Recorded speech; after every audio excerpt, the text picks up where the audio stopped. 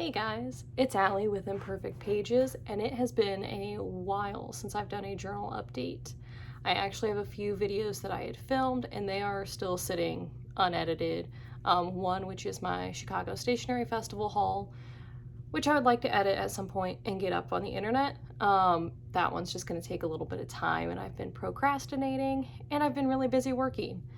But I thought I had a little bit of downtime today. I thought I would pop in and do a little journal update for the year, kind of like a mid-year update. I know it's only May, but I am not quite where I thought I would be with my journaling so far this year, and I'll kind of go into why. But yeah, so we'll just get started. My first journal of the year was this Dollar Tree, kind of almost like a composition notebook. It just has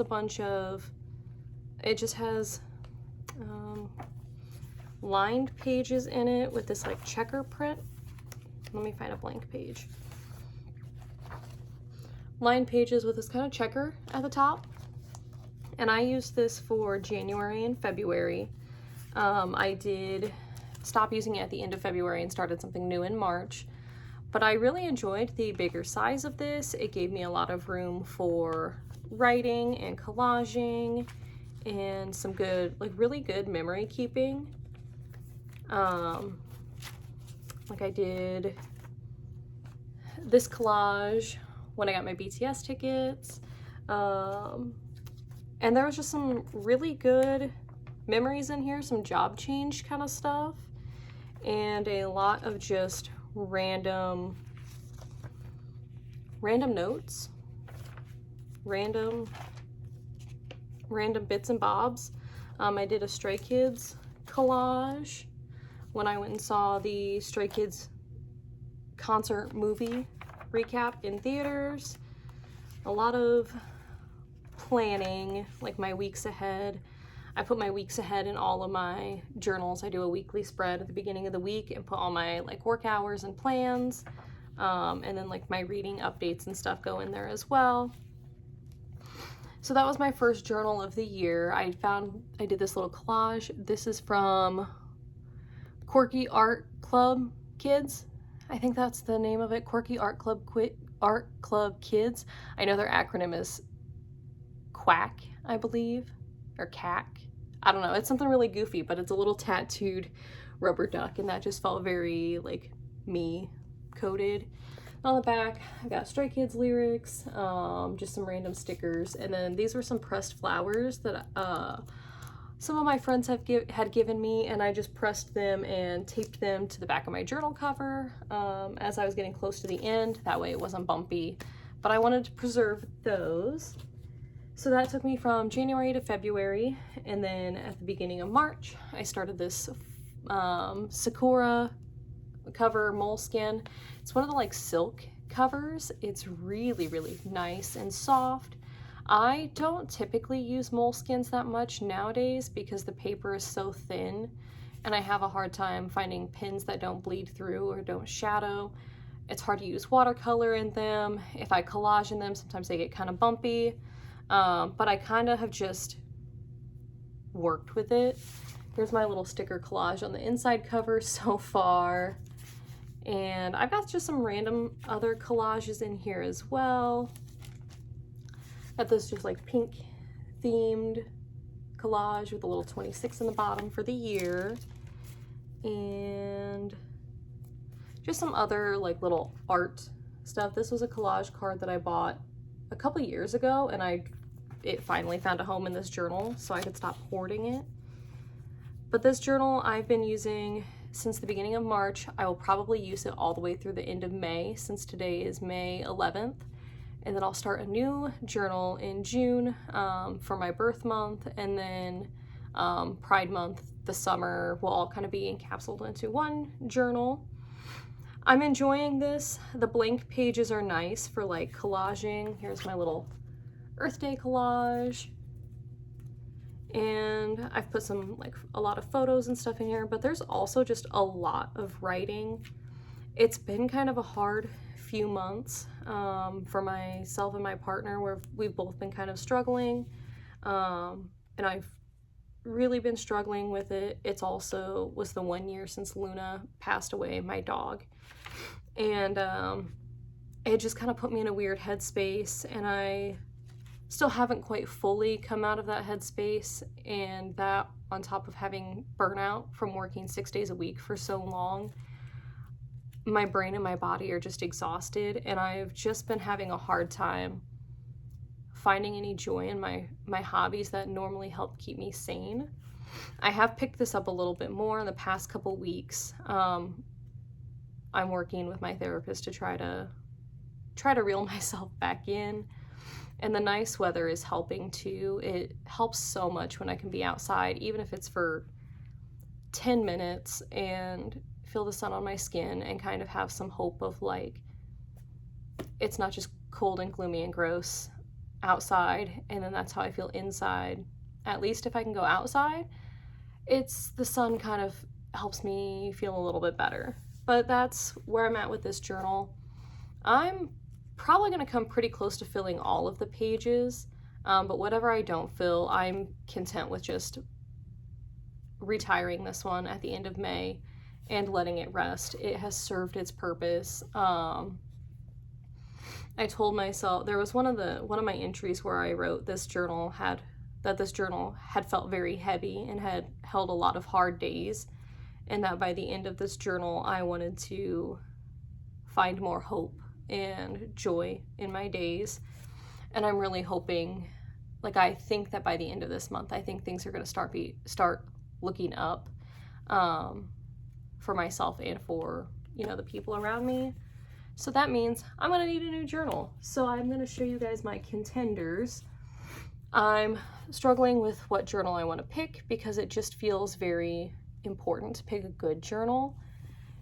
And I don't have any bad journals in my collection. I just haven't been like called or drawn in by any of them specifically. So I'm really having some journal indecisiveness. So I'm going to show you guys my options, and we'll see which one I end up picking. I may end up picking none of these that are in the stack. My first option is a little D-Nick. I think these are like 60 or 90 page notebooks. The benefit to this is that it's thin, it would fill up quickly, it would fit in my purse, and it wouldn't be like physically as heavy or as daunting. The downside is that it is thin, and it wouldn't hold, it's only going to hold like a month or like a month and a half in it, and then I'm back in the same boat where I'm having to pick another journal. And I really like keeping a lot of my summer stuff all in one place if possible. So I'm not sure about this one, but it is in the lineup. This one is a Bookaroo journal. This I got on my vacation to Wyoming last fall. And I like the color of this one. The cover is a very nice color green. It has the green sprayed edges. It has a pocket in the back. The pages are like a creamier white. They're not like super duper bright white. And it is, how many pages is this guy? I'm sure it tells me 192 pages, which I believe is what the other journal I'm thinking about using is also about 192 pages. My dilemma is that if I use a bigger journal, one, they don't fit in my purse necessarily. I have to keep them in my tote bag, and if I stick them in my tote bag, it gets heavy. But I really like taking my journal most places with me, even if I know I'm not going to have time to use it. This one wouldn't be as heavy as the other one that I'm going to show you. I also really like the color, but I don't know if my stickers are going to stick to the cover because it's kind of almost like a faux leather. So if I want to decorate the cover, I'm going to have to put like craft paper or something over the top and then use packing tape to tape down the craft paper. I hear footsteps upstairs. There are people who live above me. I could just hear the footsteps and it caught me off guard. I don't know if the stickers are going to stick to the cover, and that is a potential deal breaker for this one. I have to decide, am I willing to collage the cover with craft paper and then do like my stickers on top of that. I also do like this little pin loop that's on the side. That's kind of cool. I have a composition notebook that is grid paper on the inside. The downfall to this one is that it is a very flimsy poly cover, and I don't love that. The bright side of this one is it would be great for art journaling. Like, I wouldn't feel bad painting, collaging, being creative in this notebook because it was like $2. The other downside is that the grid is very small, so when I write in it, I'm either going to have to write very small or I'm going to have to use 2 or 3 lines of grid, and that may put me in a journaling funk. And because my journaling has been so back and forth this year, I don't want to pick a journal that's going to put me into a funk. My last contender is this one. This is a Pen and Gear 192 page, just one of the journals that has like the months and numbers at the top.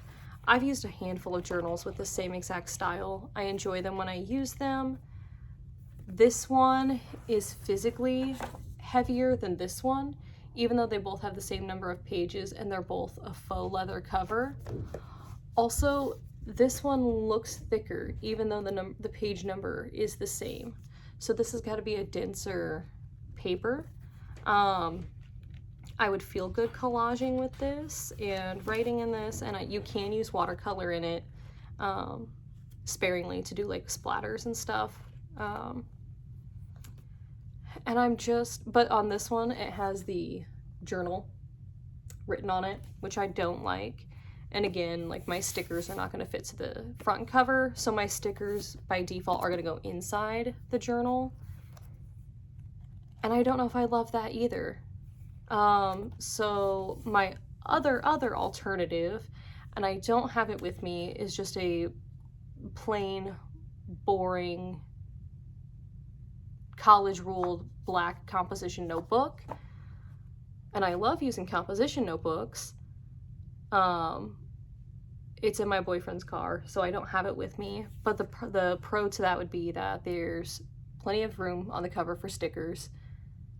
I can collage the cover. I can use my art utensils on the inside.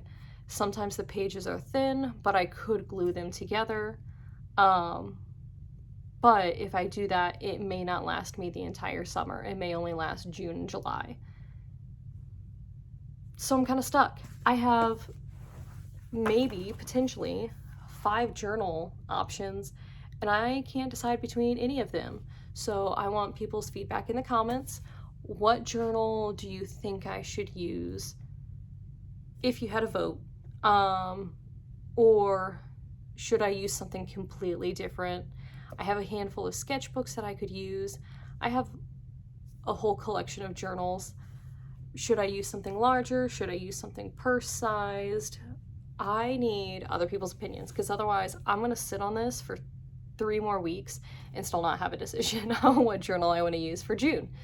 Anywho, that's it for today. I will see you guys in the next video whenever I make a journal decision, and I'll see you guys then. Bye.